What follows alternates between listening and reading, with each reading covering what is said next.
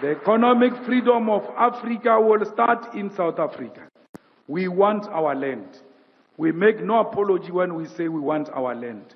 Our land was stolen, and we want it back without paying a cent. And no one must pay for a cent everywhere in Africa when they demand the expropriation of land without compensation. Land reform in South Africa has been a complex issue. The country has a history of colonialism and apartheid, which resulted in significant land dispossession among the majority of black people. Julius Malema, the leader of Economic Freedom Fighters, a political party known for advocating radical economic and social transformation in South Africa, Malema has been a vocal about land reform, emphasizing the need for more rapid and forceful measures to address historical land injustice. These people came and stole your car, and later on you discover your car.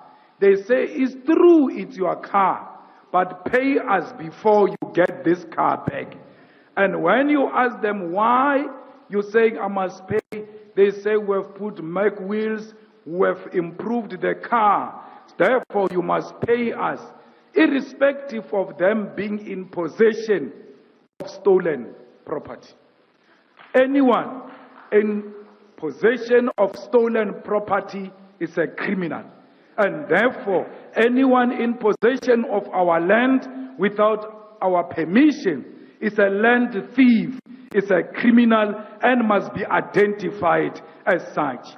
When I say to you, demand the land, and will lead that struggle from South Africa, I know land brings about everything. For you to have a hair salon, you need land. For you to have a small shop of IT, you need land.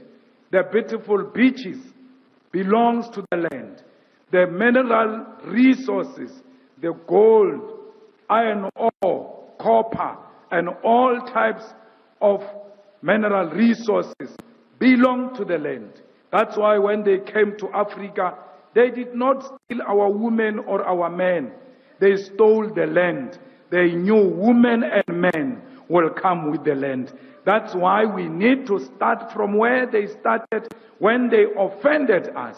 We need to take the land, because once we take the land, they will start respecting us. So before continuing with Julius Malema, now let's hear another Pan-Africanist from Zimbabwe, our father, farmer of thought, Joshua Maponga, also speaking the same issue of land. Where African countries need to start being honest about the issues of land. Study well the model.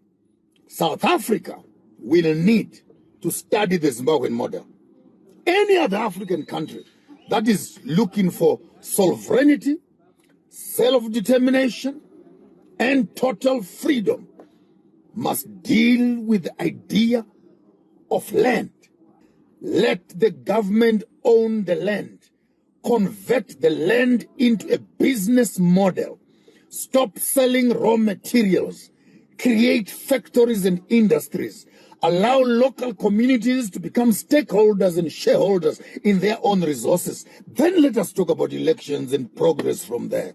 Let the government own the land. Stop selling and export raw material. Let's build factories and industry here in the continent of Africa. Out of that, we can't see the importance or the value of our resources.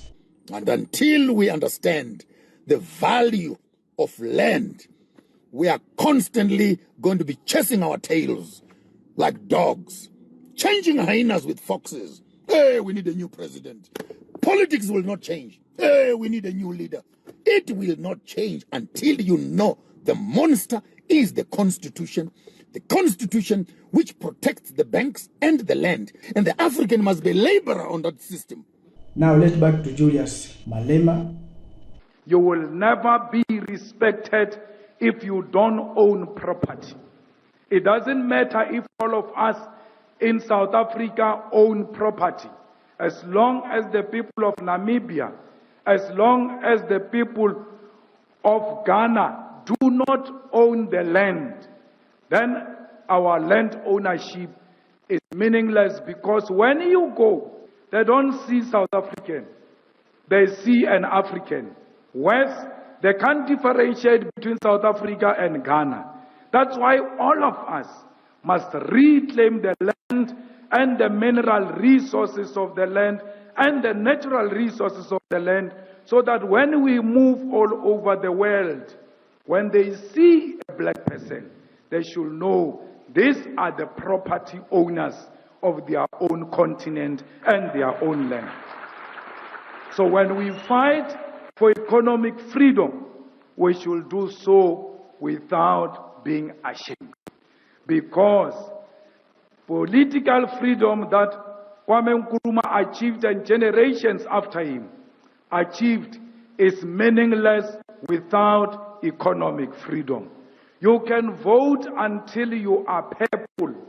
As long as there is no bread on the table, that vote is meaningless. You must vote when you arrive at home. You must find bread.